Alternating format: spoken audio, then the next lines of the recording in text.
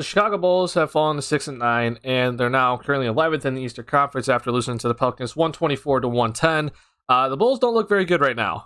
It has definitely not been good for the Bulls, especially in their last 6 games. The Bulls have lost 5 of their last 6. It's kind of crazy to even think about it, but it is true. The Bulls have indeed lost 5 of their last 6 games.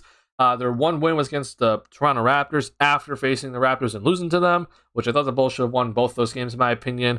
But since that Boston game, they've actually lost 5 of their last 6 games, which is crazy to even think about. But things aren't looking very good for the Bulls because their past 2 losses have been pretty bad. They got absolutely wrecked by the Denver Nuggets. It wasn't even close any time during that game. And then in this game, it was kind of close during the first half, but then the second half, the Pelicans absolutely went on a run to start the second half, and it was over at that point. Once the Bulls are down by double digits, it's pretty hard for them to come back.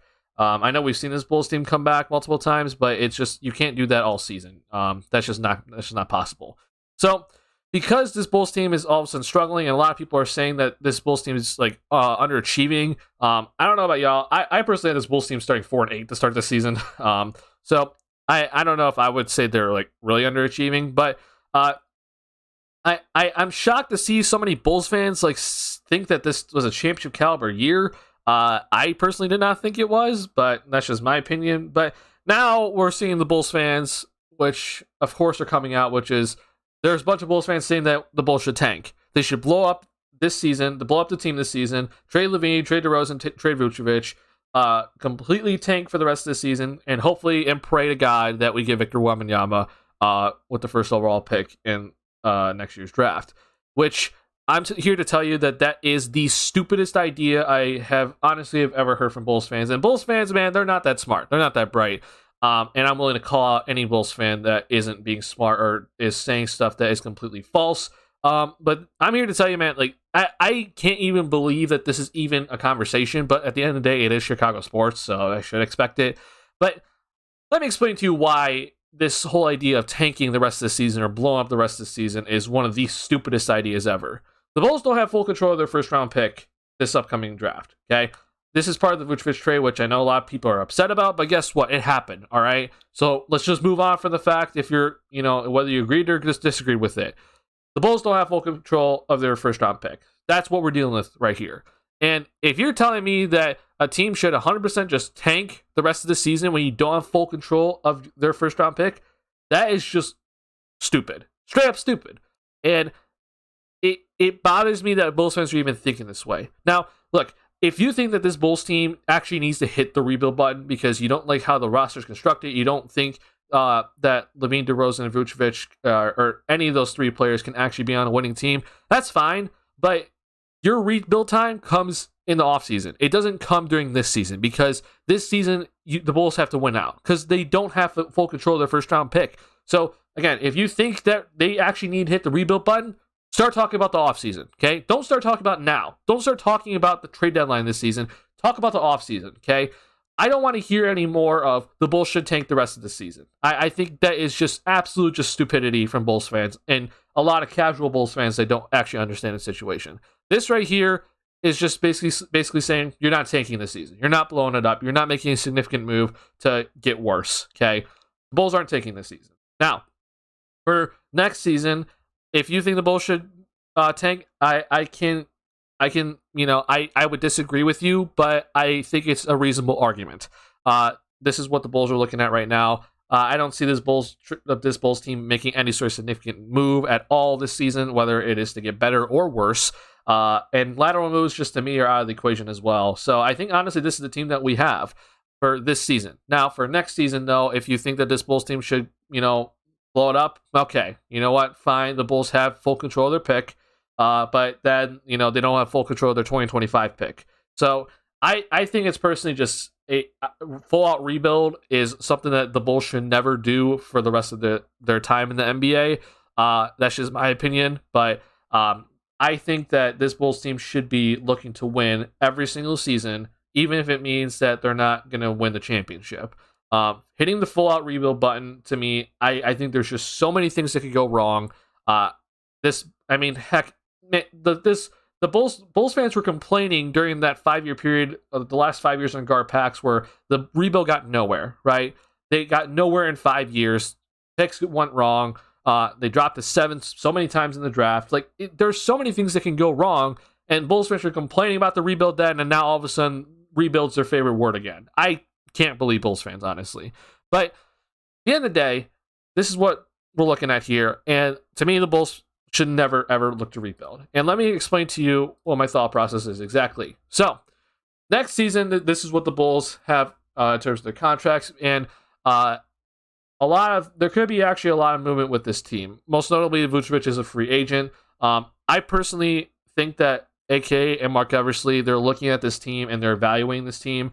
Here's what I will give AK and Mark Eversley credit for, which is something that I think they deserve a lot of credit for. They went out and got talent. The first thing to any team is to go get talent, okay? Don't worry about the fit. You have to go get talent. And guess what? They did that. DeRozan was available. They got him. Vucevic was available. They got him. I know people are going to disagree with how they got them, but they got them here, which is step number one. But it's important that we acknowledge that they did that because Garpax never did such a thing, right? They really honestly just never went out and actually got talent when they were actually available to go get.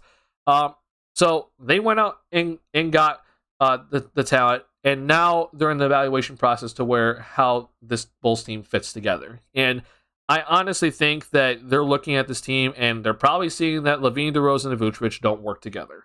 I don't think they're dumb, and I think they're seeing it, but they wanted to see and actually give this team actual time to see if they could potentially fit together. Obviously, with Lonzo Ball being out, it doesn't help with their evaluation, but at the end of the day, LaVine, DeRozan, and Vucevic, I wouldn't be shocked if one of those three guys are moved for next season because I think this Bulls front office wants to continue to look to win, but they're seeing that this combination of LaVine, DeRozan, and Vucevic is probably not going to work, and in my opinion, Vucevic is probably the one to go. So I wouldn't be shocked if there is that sort of move next offseason. But my main point to this video is the Chicago Bulls are one of the biggest market teams in the league. Okay, third biggest market with being in Chicago.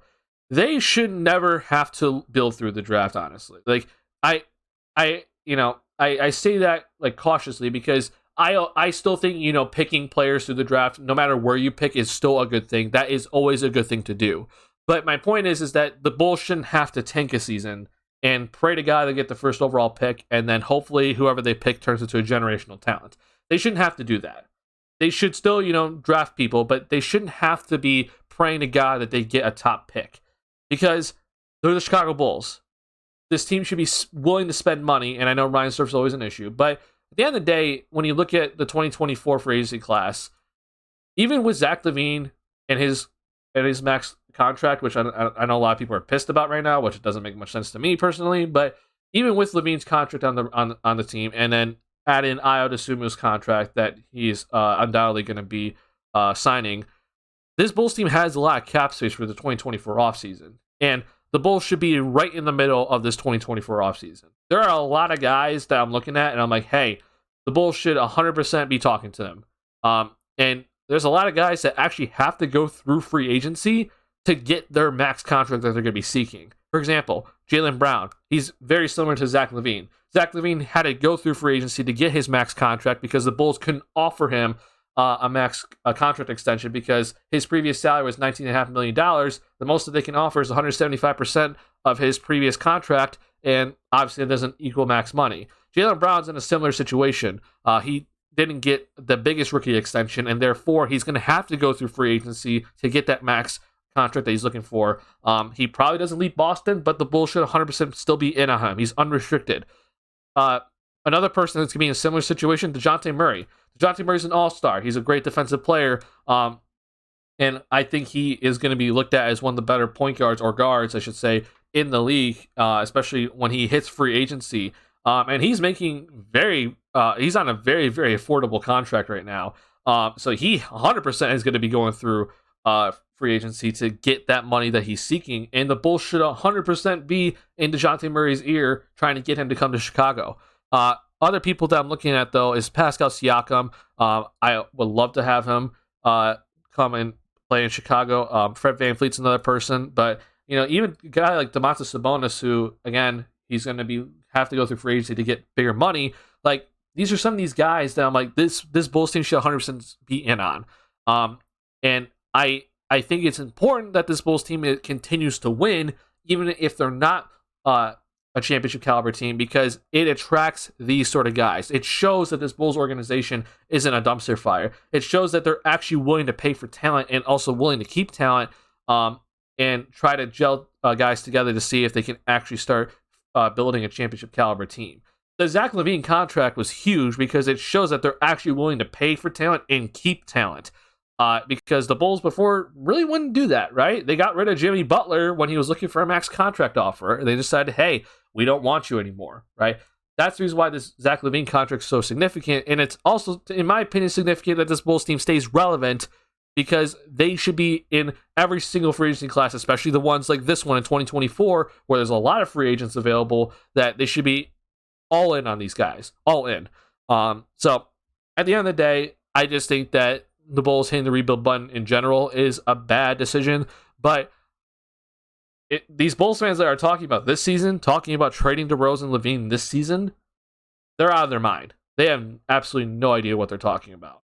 I think it's really bad that they're even thinking this way, because that's no way to start thinking if you're a big market team and you also have traded your first round pick for this season. So this is just my video to explain why I think even thinking about blowing it up this season is ridiculous. If you think the Bulls team has a lot of flaws, which I would agree with you, I think this Bulls team actually has a lot of flaws. Doesn't help that their best two-way player, Lonzo Ball, is out, but I do think that this Bulls team has a lot of flaws, and I'm sure that AK and ME also see that, but their first job is to get these guys to come here. They have to get talent to come here. Then they start making the decisions of how this team fits around each other. So I know this team is very guard heavy. They lack length. They lack rebounding. They lack 3-point shooting. And I'm sure that they're very aware of that. But the first step, though, is to get guys to come here. And they've done that. And it looks like they've also kept guys here, a.k.a. Zach LaVine, and hopefully Ayo Dosunmu this upcoming offseason. So this is just my opinion on the whole idea of the Bulls blowing it up. And reminder, it's 15 games into the season, and the Cavaliers have just lost 5 straight games, and I feel like no one's really kind of talking about them losing 5 straight. I mean, the Bulls have lost 5 of their last 6. The Cavaliers are on a 5-game losing streak, and yet you see all these different reactions in the fan bases. Bulls are only 2.5 games out of 5th place. Let's just hit the brakes before we start saying rebuild, rebuild, rebuild, as a lot of Bulls fans are doing right now. But that's going to be it for this video. I hope you guys enjoyed this video. If you're new to the channel and you like Bulls content, hit that subscribe button. And then go ahead in the comment section down below if you agree or disagree with me. I'm always willing to listen to your arguments and your opinions. But that's going to do it for me, guys. I'll see you in the next one. Peace.